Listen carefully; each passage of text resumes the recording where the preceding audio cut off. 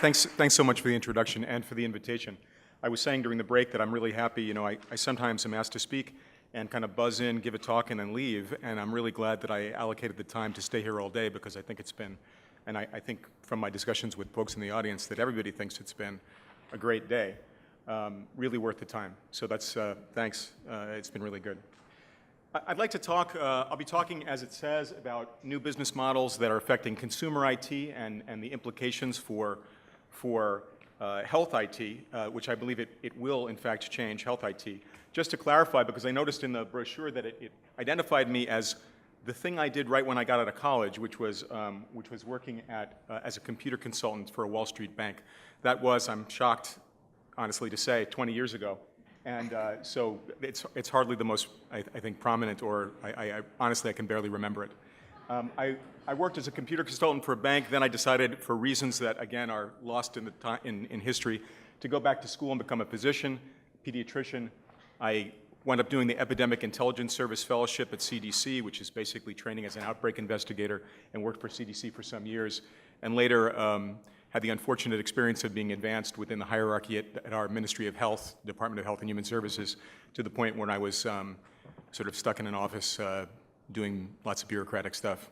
I left that job about 10 years ago to found, with my partner Rose Donna, to found a company called DataDyne with the idea of applying web and mobile to problems that we saw primarily within global health, because most of my career at CDC was global health. Simultaneously, I've been, for the last 10 years, an assistant professor at Georgetown University. My clinical practice is really limited to about 4 or 5 hours a week, very, very minimal. Unfortunately, well, there I've given it away. Unfortunately, that does expose me to electronic medical record systems, and I'll be discussing that as we go along. Because when you talk about being a doctor and you say you're a doctor in something else, something about being a doctor is so powerful that everybody assumes the other thing takes up a tiny portion of your time. I just wanted to make it clear that that's the reverse for me. I spend 95% of my time on DataDyne, which is a Nairobi-based company. We're based in Nairobi. All of our programmers and technicians are, and support staff are Kenyan. And we make something called Magpie, which is the most widely used mobile data collection software in global health and international development. But today, honestly, I'd certainly love to talk to you about Magpie till the cows come home. But today I'm not going to talk to you about Magpie. I'm going to talk to you about some other things. I'm going to break my talk up into 3 parts. The first is that giant sucking sound. That's about new business models and how they're affecting the distribution of programmers and the distribution of resources. Then I'm going to lead you through my experience using the electronic medical record system of Georgetown Hospital in the chapter called "This Button Must Never Be Pressed." And then we'll talk about the implications for these business models and the disruption that is going to ensue, or that actually is ensuing. So first, let's talk about that giant sucking sound, and we'll begin with the consumerization of IT. Anybody in the room, if you've not heard of this term, can you raise your hand, the consumerization of IT? Okay, so just a couple people are raising it. And normally, I find that when people talk about it, this concept is kind of mixed up with the idea of bring your own device, something which roughly started with things like the iPhone, and then later the Android phone, iPads, where people want to bring their own devices into the office to replace, to use them instead of whatever technology their office is providing for them. I want to go back much, much further than 2007 when the iPhone came out to really what was the beginning of the consumerization of technology. Let's go back 30 years. Now, I know many of you in the audience don't remember back that far, but for those of you who need a reminder, back 30 years ago, Michael Jackson had just released Billie Jean, which is an enormous hit. I remember that very well. McDonald's, amazingly, had just released Chicken McNuggets for the first time. That's a real fun fact. And because I needed something about Canada coming up from the United States, I found, to my pleasure, that my own hometown team, the New York Islanders, beat Edmonton for the Stanley Cup back in 1983. I know.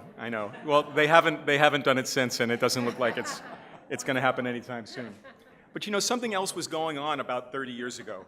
And if you looked in advertisements in just regular old newspapers and magazines, you would have seen that going on.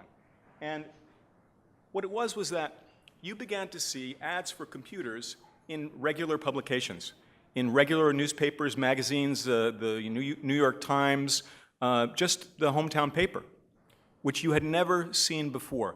What was going on here?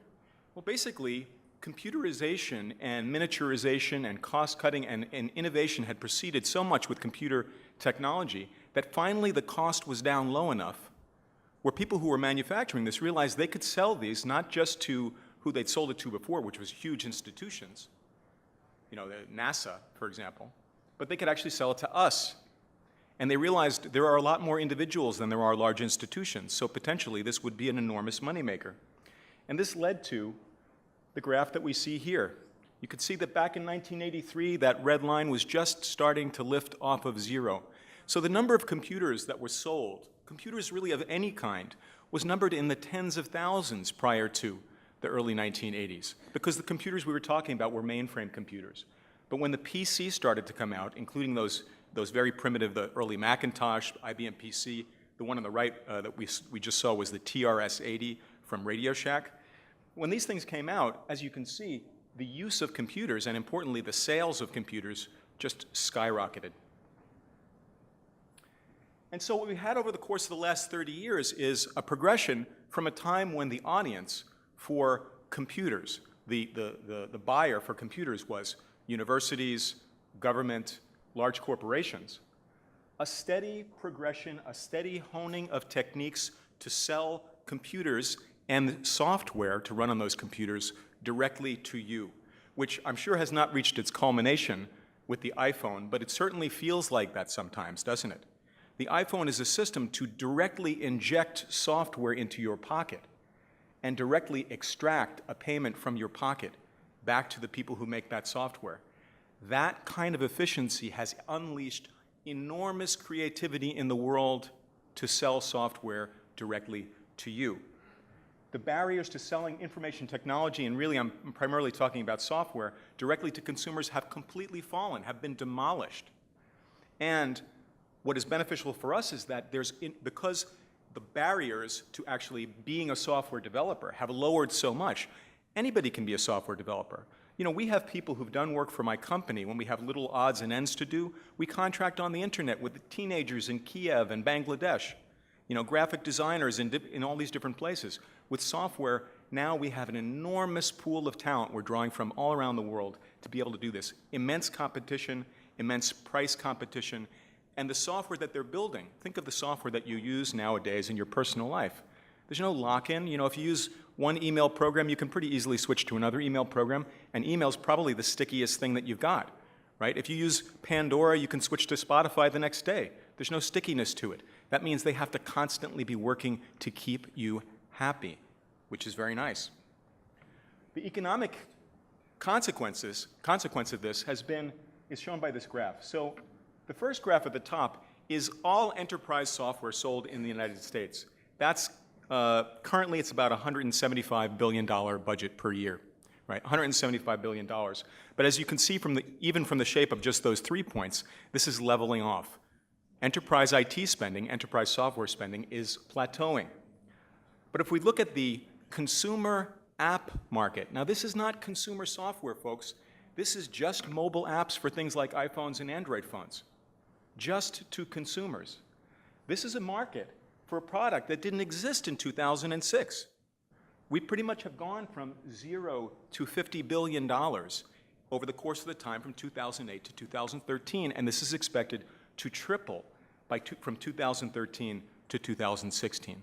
So just as enterprise software spending is slowing, app spending is skyrocketing. And these are very, very different methods of selling software. The people who sell software to institutions, they sell it in a very different way than the people who sell software to you and I via our mobile device. First of all, when you sell to institutions, generally you're selling to a relatively low volume. You're not selling to tens of millions or hundreds of millions. You're selling to thousands if you're lucky, tens of thousands if you're super lucky, of institutions. And therefore, you have to make a high cost per sale. But when you're selling to, it could be 100 million people, 150 million people within the United States, then what we're talking about is very high volume and very low cost per. When you're selling to institutions, generally the contracts are long-term. Georgetown is locked into a 10-year contract for its EMR system. Very, very sticky, very, very difficult to change, whether you like it or you don't. With most of the technology that we use personally nowadays, it's not very difficult to change if you're not happy with it. That keeps the people who are selling it to you on their toes. For institutional software, the buyer is not the user. I've asked every doctor I run across, every new doctor I meet at Georgetown where I practice, if they had anything to do with the choice of the electronic medical record system that we use at Georgetown, which was installed only 5 years ago. I've yet to meet anyone, not a single doctor or nurse, that had anything to do with the choice of it. Again, when you buy software, when you buy an app for your iPad, you're the user. You don't like it, you stop paying for it, or you stop buying it. And of course, for enterprise software, because of that plateau that we saw, the number of people who are developing enterprise software is dropping off, and the number of people who are developing and trying to develop hit apps for the consumer market is skyrocketing. Why? Because that's where the money is, right? When was the last time you saw somebody who was coming out with a computer science degree from university who said, oh, I want to go work for, fill in the blank with some, large, ancient institution, right? I mean, nobody wants to go work for, pardon me if there's someone from IBM in the room, it's a fine corporation, but people who are coming out of university, they don't want to go work for IBM. They don't even want to work for Google because that's too old and staid. And there's not enough money working for Google, right? I mean, Facebook and Twitter are like poaching people from Google because people don't want to work at Google because it's old-fashioned, right? That's the kind of intense competitive marketplace. And ask yourself, which of these two systems is more responsive to the need of the user? In the case of an EMR system, more responsive to the need of the doctor or the nurse or the other healthcare provider. It's very, very clear that the people with the business model on the right-hand side have to be responsive to stay in business. The people on the left, not so much. So what's that giant sucking sound?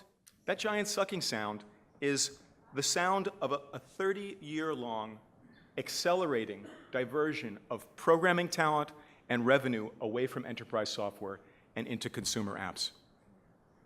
This is what is called in finance a secular trend, right? This is a long-term, 30-year, we're going into 30-year trend that dramatically affects, we've been talking about innovation all day in fascinating conversations. When we talk about innovation in institutions, I have to tell you the fact that the best talent is being sucked over into the consumer side dramatically affects your ability to do stuff.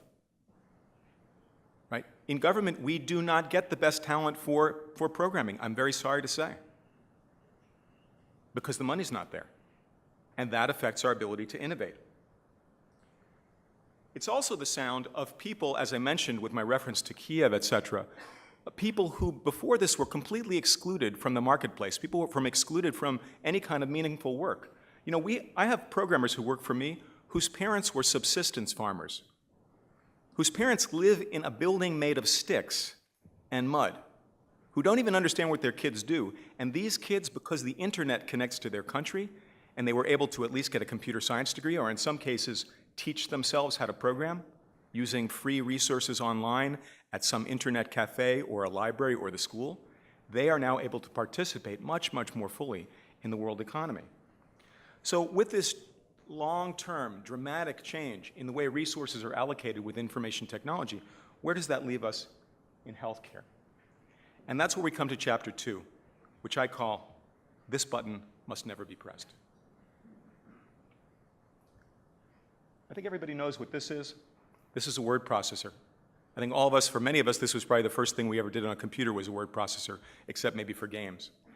And there are certain standards for the way things happen within word processors and within software that we use on a daily basis. Everybody is experienced with this, whether it's Microsoft Word or something else. For example, if I want to print a document in Microsoft Word, first I open and view the document I want to print, then I select the print command, and then in the dialog box that comes up, I press that blue button that says print.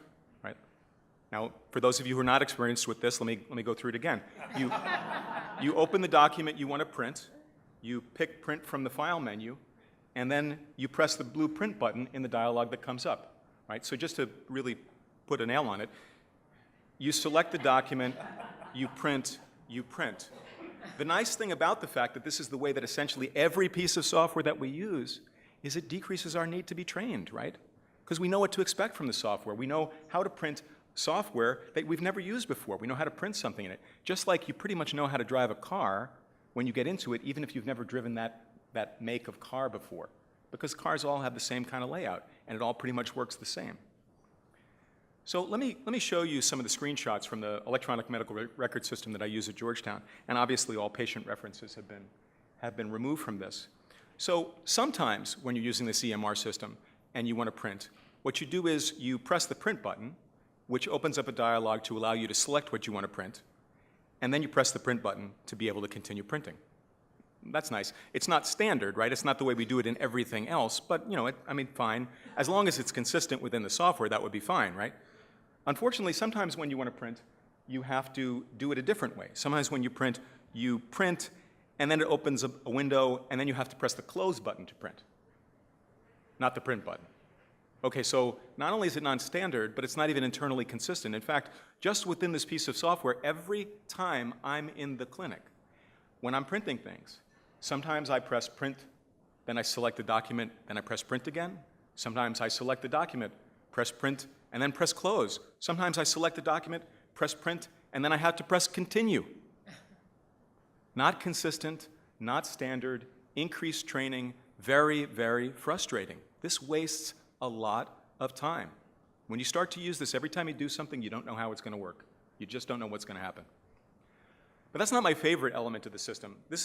Second example is my favorite.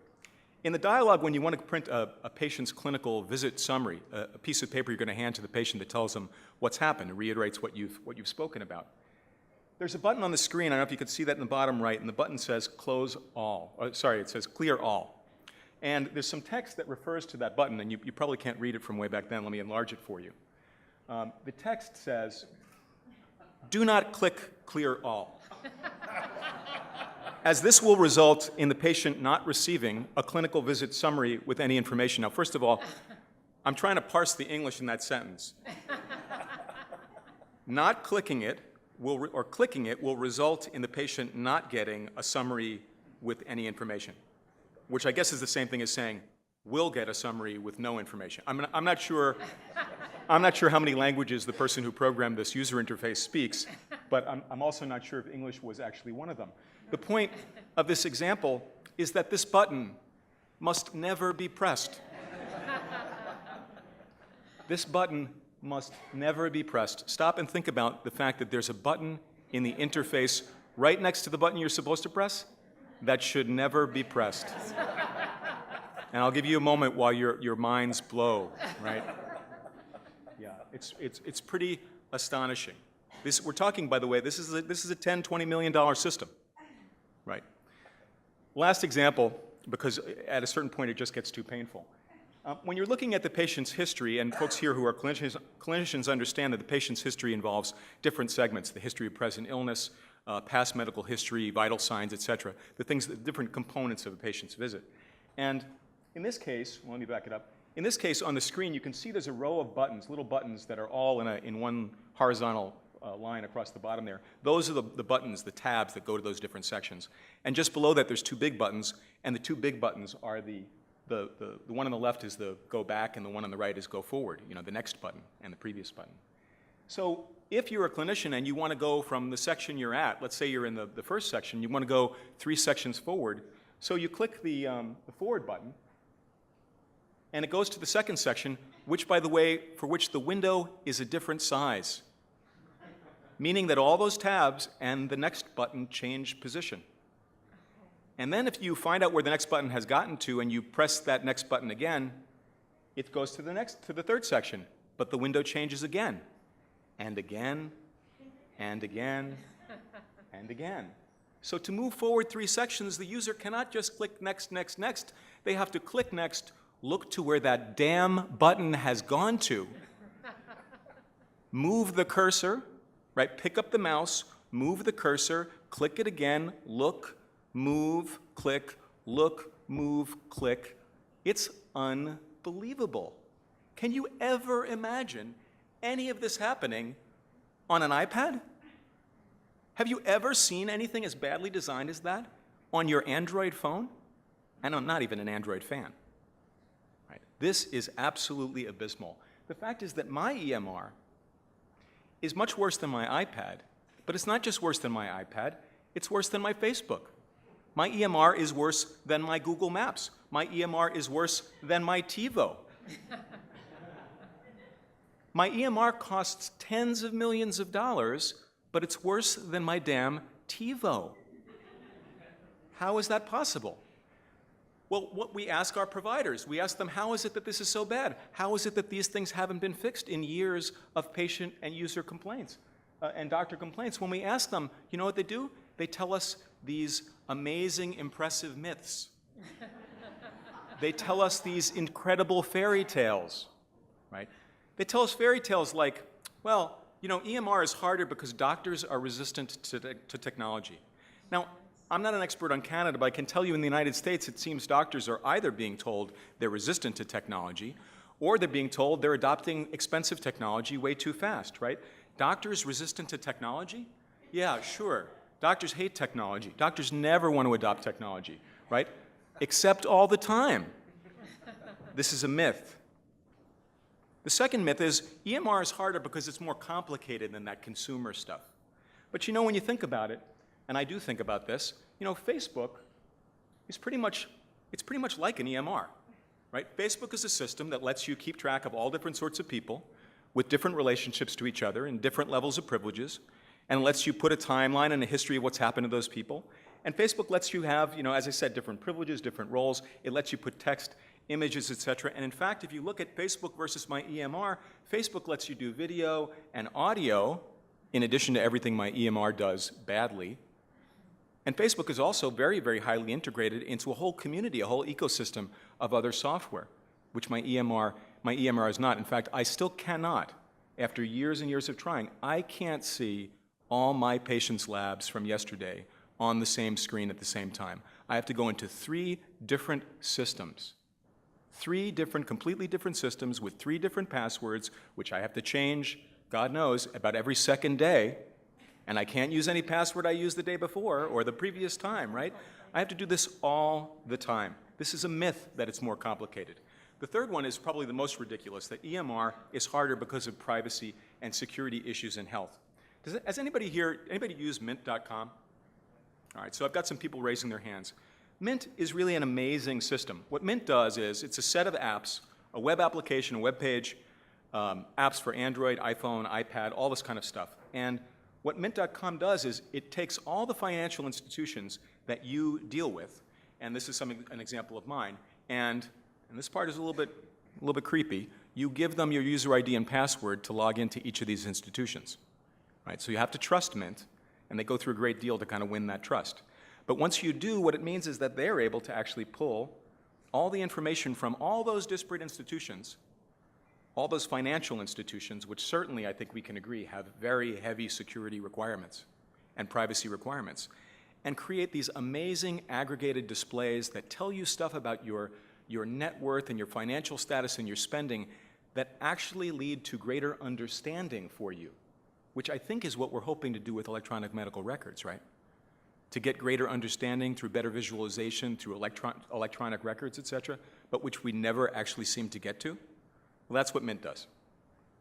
So again, these different myths that I'm told when I try to speak to the ironically named tech support department about why the EMR system, and by the way, I didn't know I was able to say the word suck until Dr. Mike told me, and I could tell, I don't know if Dr. Mike is still in the audience, but I could tell him that sucking less than this isn't hard. The fact is that my EMR system is worse than my iPhone because great programmers want to work on apps. They don't want to work on EMR systems. Certainly they don't want to work on these giant incumbent EMR systems, right? They want to go for work for Google, or as I said, they want to work for Twitter or whatever the latest Twitter is. That's where the money is. That's where they go. And importantly, if they want to make it in that field of producing these consumer apps, they have to pay, and this is so critical, intense, constant, daily attention to the needs of users. I know this because I'm a software developer now, right? I run a software company. We make software. We don't have grants. We give away 99% of our software. It's kind of a Skype model, you know, where you've got the free version of Skype, computer-to-computer calls, and the paid version. So we have 1% of our users paying for a paid version. That's the only money we have in my organization. You better believe I'm up all night. If somebody is using our software and they're not happy, especially if it's a paid user, I'm up all night and all weekend trying to make sure that those people are satisfied. something I don't think is happening with my system at Georgetown. The question then becomes, how do we get great programmers to pay this kind of intense, constant attention to the needs of the users in the healthcare system? Right? Again, this is something I didn't hear anybody else talking about. This exodus, right? The fact that we can't get the best people working on this incredibly significant problem, right? At least not on these, again, these giant legacy systems. And this brings us to the last chapter. Disruption ahead. So what if, as a patient, I had immediate, easy access to all of my healthcare data, no matter where it was located? Right? That would be great. What if, as a doctor, I had easy access to all the labs, even on one screen, all the labs, not with 3 logins, for all of my patients, no matter where it was stored? Right? We need to have companies competing to provide some sort of a secure and a useful interface to our health data, no matter where it's stored. I think this is, honestly, this is very, very analogous. Perhaps not perfectly analogous, but very analogous to the Mint situation. Right? We have Mint, but what if instead of financial institutions, we had Health Mint? And in fact, all the pharmacies and all the EMR systems had to provide an interface to let people who had gone through the appropriate vetting process and with the appropriate security could compete to create great interfaces. Wouldn't it be nice if, as a doc, I mean, every doc I know in Georgetown Hospital has either an iPhone or an iPad, usually both. They bought it the day after it came out because they're so resistant to technology, right? But Dr. Mike knows they're just resistant to technology that sucks, right? So every doctor has one of these iPads. How fantastic would it be if you could say, oh, I'm going to buy this app, which I can authorize with my sort of user ID and password to get into all the information I have authority to get into. Oh, and then the next day I realize, a doctor friend of mine says, that app, that healthmint.com is pretty good, but there's another health something or other, another app that's coming along that's actually way better. And imagine if I could just switch like that. Because I don't even pay for Mint. Mint is supported by advertising. I don't even pay for that. Imagine if we had that for health records. Well, the fact is that this is coming. I suspect there are some people in the room who may be working toward this. This is coming. And both incumbents and lean, mean startups filled with programmers who have gotten their chops within the consumer market, these are all going to play a role. I'd like to first talk about the role that the giant incumbents like the folks who make my EMR system at Georgetown will play.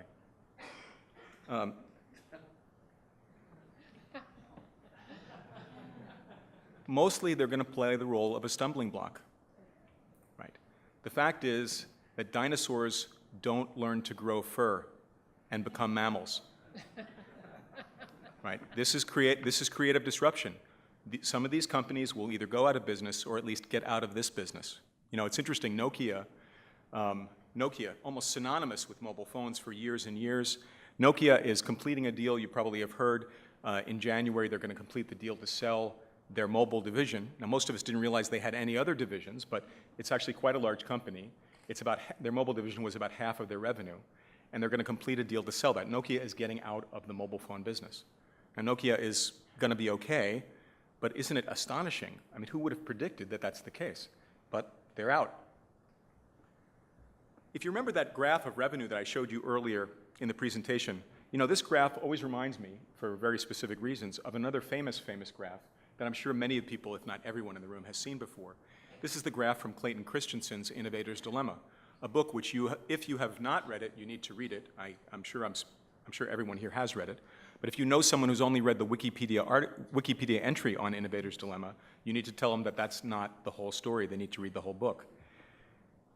Christensen said basically that if you have sustaining technologies, non-disruptive technologies, little incremental changes, that's going to lead you to a steady path, which is you can see in that top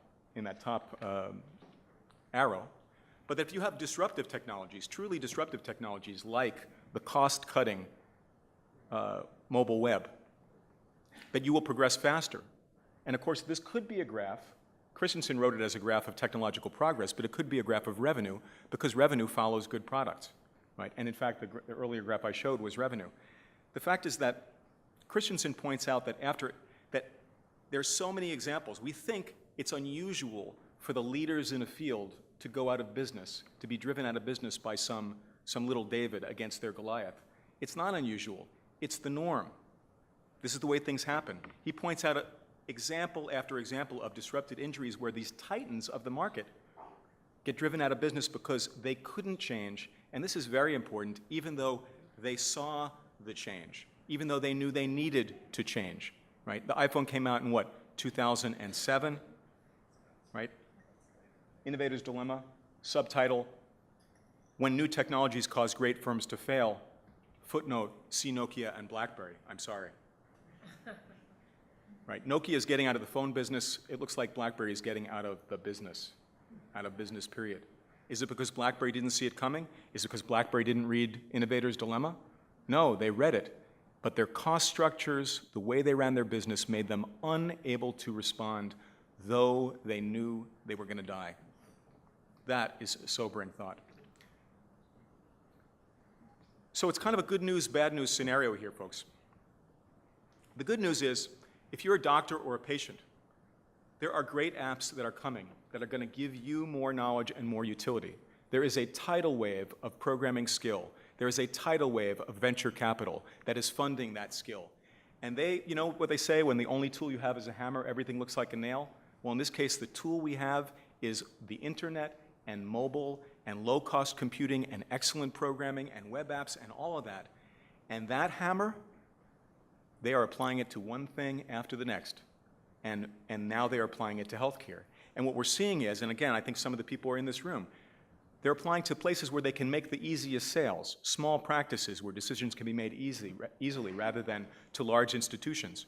But the fact is, as those large institutions don't get so much revenue, the people who are providing to them, and as the people who sell to more and more small practices get more and more revenue, like that graph we just saw, when those two lines intersect, or actually probably before then, those old providers, those titans will fall. And that's good news for us. That's good news for me because I'm going to have a better EMR system at Georgetown. It's good for patients because they'll actually have visibility into their electronic health records. But if you're an incumbent maker of horribly bad EMR software, yeah, those great apps are coming, as I said. They're coming for you, and not in a good way. They're coming just like they're coming for desktop software, just like they're coming for the people who make console games. Remember those? They're heading for the junk heap. Just like they're coming for people who make dedicated e-readers, just like they're coming for taxi dispatchers, just like they're coming for all these businesses that web and mobile are disrupting. So we've talked about this giant secular change, this diversion of resources away from enterprise software to consumer software. We talked about the absolutely appalling electronic medical record system I've used at Georgetown, which I have to say I've used probably 5 medical record systems in my life. This is probably the worst, but the others are no great shakes either. Although I'm sure there must be some good systems. I've heard Kaiser Permanente has an excellent system. And we've talked about the implications. What happens when you have really bad software being provided and then you have an engine to create amazing software that is sitting off in the sidelines waiting to turn its baleful eye on your industry. And that, as I said, is going to lead to good results for physicians and nurses and for patients. It's been a tremendous pleasure to deliver the talk. It's been even greater pleasure to talk to people during the breaks, and I hope their thoughts have been provoked, and I thank you very much.